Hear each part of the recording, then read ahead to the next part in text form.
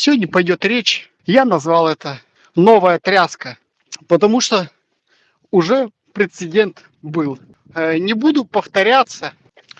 То, что я говорю в первой части, кому интересно, есть вот на канале Андрея Красноуральск Лайф, предыстория вся. Это у нас продолжение. В принципе, это видео можно просто смотреть, а слушать, в принципе, как как подкаст. Я вот такой нехороший человек, я перешел людям, честным лохотронщикам, которые честно, ежегодно 1 января реализовывали билеты, зарабатывали миллиарды денег. Проигрывали. Или как это правильно сказать? Обманывали? В смысле, проводили честную лотерею, в которой люди даже почти выигрывали. Вот. Я снял про них ролики, разместил в Дзене.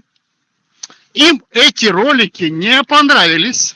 И они написали в Дзен, сказали, нет, это нас оскорбляет. На что они оскорбились? На слово лохотрон они оскорбились. Сказали, это неприемлемо. Оскорбились на 2 момента. На слово лохотрон. И на второе, что они оскорбились, что у них люди проигрывают. Поэтому я, наверное, расшифрую, что такое лохотрон. Постараюсь расшифровать его в рамках Ютуба. Учитывая новые поправки в правила Ютуба, я расшифрую. Лохотрон следует, это аббревиатуру воспринимать, это как проведение лотерей, азартных игр по типу казино, которые изначально не предполагает гарантированных выигрышей. Вот это вот все мы приравниваем к лохотрону. И по тому же принципу под эти правила попадает их лото замечательное. По-моему, это все очевидно. А то, что у них не выигрывают, они стали писать достаточно недавно мелким шрифтом. Так вот, вернемся, как говорится, к нашим баранам. Они через техподдержку Дзена застрайковали штук, 7-8 моих роликов. Я, собственно, возмутился. Мне в Дзене сказали, пожалуйста, хотите подать апелляцию, подавайте, пишите нам письмо с указанием роликов, обоснований и все такое. Я это все сделал, объяснил свою позицию. Мне вначале прислали, что они мне написали, да, в адрес Дзена. А потом я рассказал, с чем я не согласен. В основном у них были теки очень слабые, какой-то ТК-центр, причем они, как они относятся к русскому лоту, если про ТК-центр я вообще речи даже и не говорил. Про ТК-центр ни в одном из этих видео даже речи и не шло.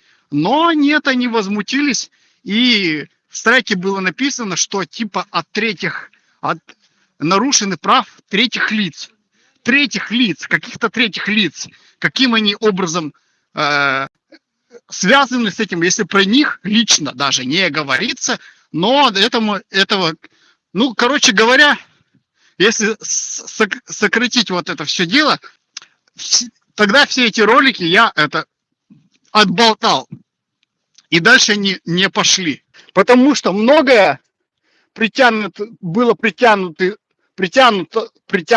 за уши тогда, собственно, и выдернуто из контекста. То есть, к примеру, кто-то у меня спросил из зрителей, да, на прямом эфире, кто-то спросил, я ответил. Они сказали, было, да, это он на нас сказал. И то есть, какие-то конкретно люди сидели, мне просто в голове не сходится. Какие-то конкретные люди сидели, потратили овер 100-500 часов, чтобы пересмотреть вот это все дело. Не ленились же. Могли бы чисто нормально так написать, не знаю, куда-нибудь, на почту, где угодно, на почту, в Телеграм, куда угодно. Могли бы ну, типа договориться. Так вот, ну, нормально, по-человечески. Но никто и не пытался это сделать. Почему? Почему? Может быть, потому что я прав? И в этом есть доля истины? Или потому что они, может быть, не люди? Они не из тех, кто э, с кем можно договариваться. Они борются таким образом за свои миллиарды, а у нас на носу новый их этот самый розыгрыш. Значит, они будут дальше всеми правдами и неправдами таким образом типа защищать свои права. Но если мы спросим любого человека, который с этим знаком, а если еще человек этот будет, ну, грубо говоря, из советского времени, да, он любой скажет, ну понятно, что шлохотрон. И даже скажет, что нет, ну раньше даже шансов побольше было. Но вместо того, чтобы делать все прозрачно, вести честный бизнес, они на этом не успокоились. И больше скажу, после того, как я, грубо говоря, сколько там, роликов 8 я тогда отболтал, где-то это в начале этого года, по-моему, было, или в конце 24 года, ну не суть. А так как там в этом дзене у меня еще и были другие ролики, они отправили жалобы на другие ролики, и они попали под бан. И я думаю, они успокоятся и, собственно, дальше будут этим заниматься.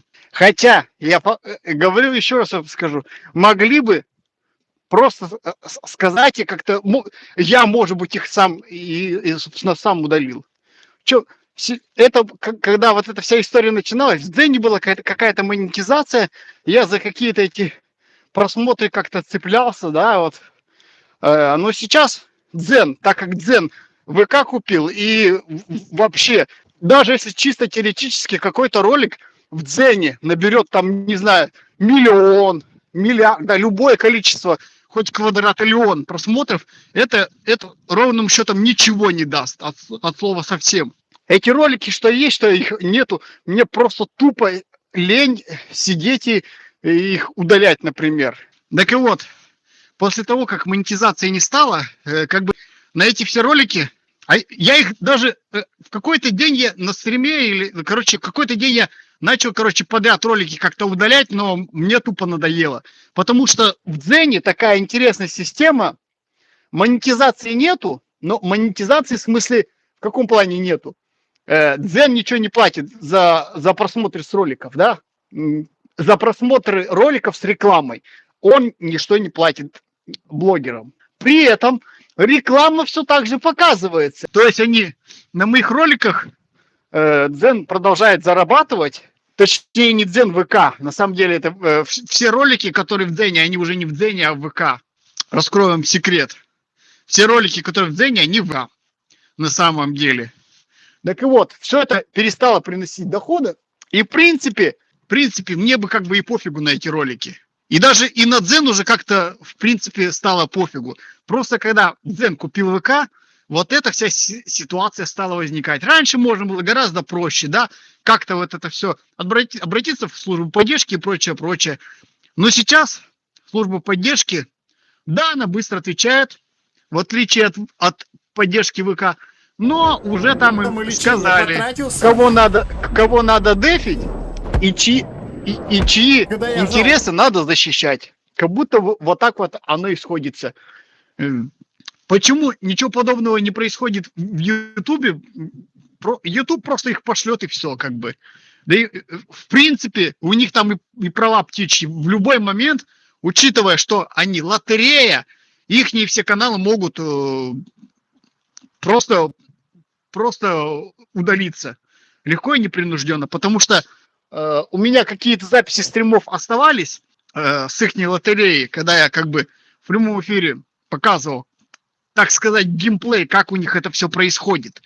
И мне от Ютуба стали стараться поступать. Именно от Ютуба стали от Ютуба поступать. Я написав в техподдержку, подал апелляцию, ссылаясь на то, что это происходило до новых правил, и как бы все пронесло. То есть, а в будущем ничего подобного я не буду заниматься. Во-первых, а нахера это ихняя русская лото мне рекламировать, этот скам, да, учитывая ихнюю позицию?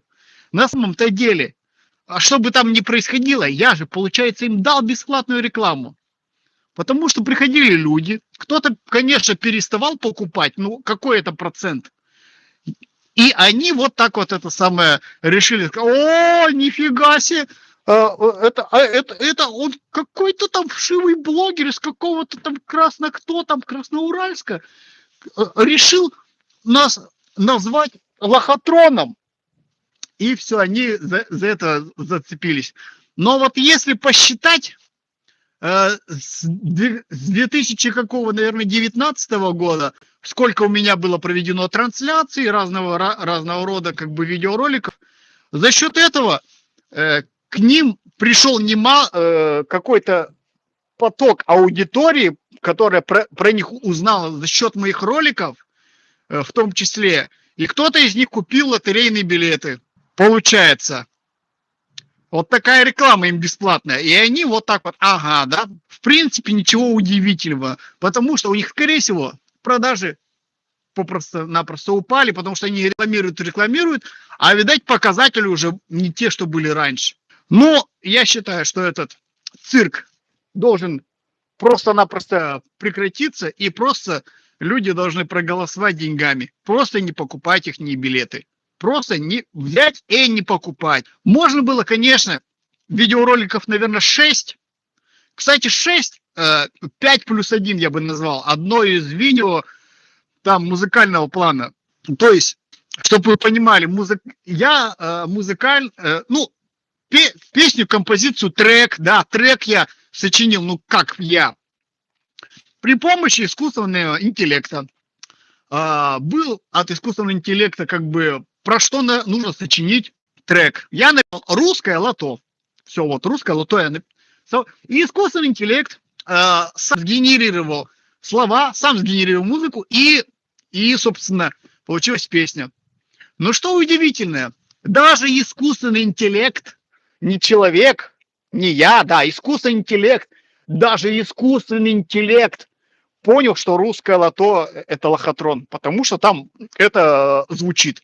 Но вот вопрос, о каком лото идет речь в той песне?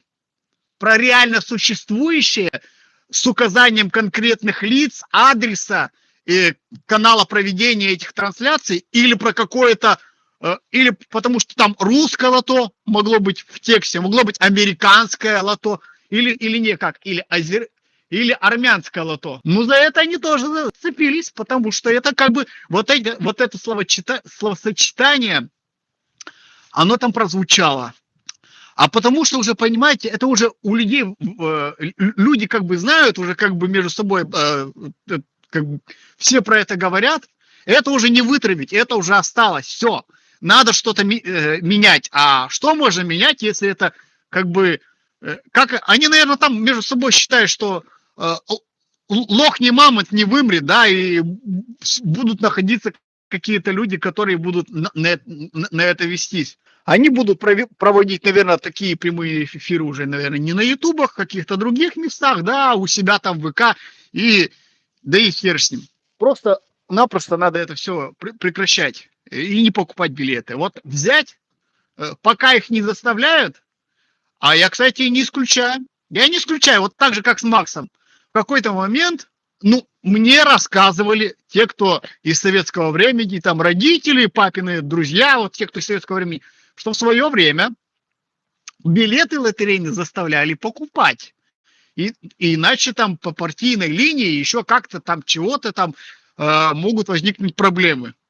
Но, извините меня, тогда они стоили копейки, и зарплаты были другие.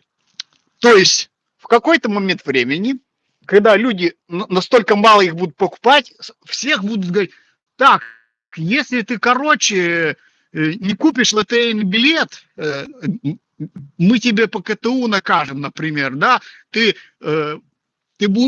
премию не получишь. Ну и в этом роде. Вот к этому все мы в оконцовке катимся, да? Так что вот такая вот у нас новая тряска получилась с этим лото. Ничего удивительного. Я все-таки надеюсь, что на их деятельность YouTube обратит внимание, и, собственно, ихние каналы с пространства Ютуба просто-напросто пропадут. Так Ютуб только очистится.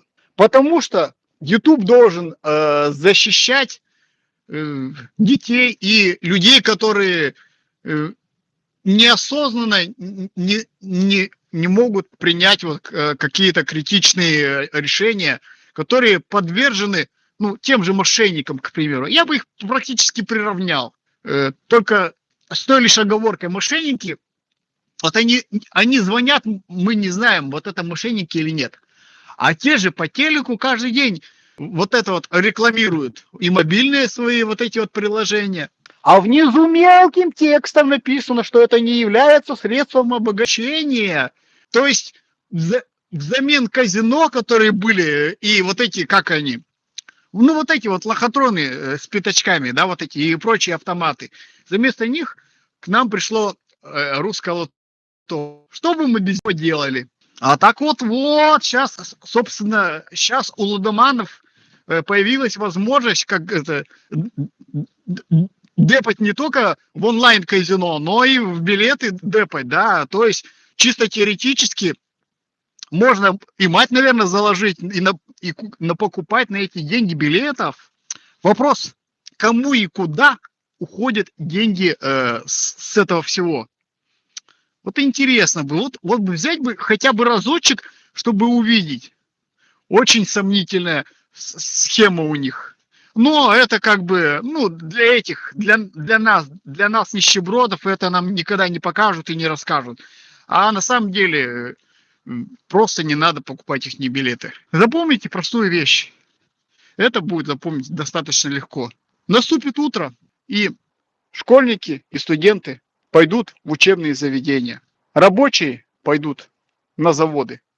Бабушки и дедушки пойдут в аптеки. А русское лото и ТК-центр идут нахуй. И вспомните про это, когда в очередной раз купите ихний лотерейный билетик. С вами был Андрей. Спасибо за внимание.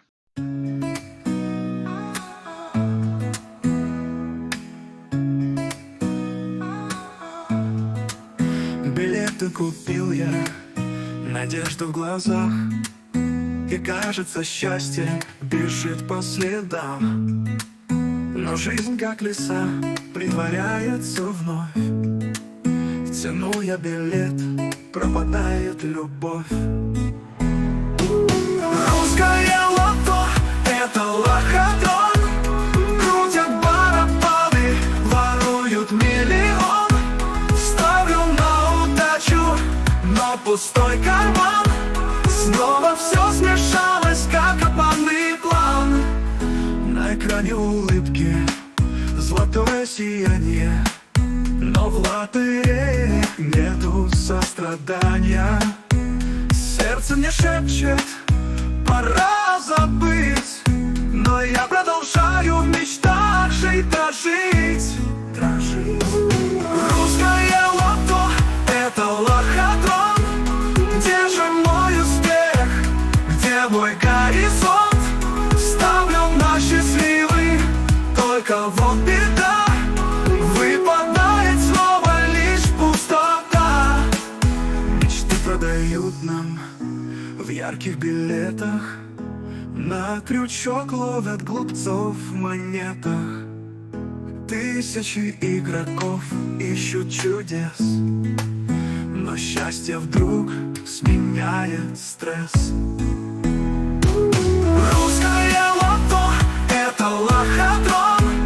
На экране радость, но в реальной жизни стон. Ставлю все надежды, но судьба шепнет.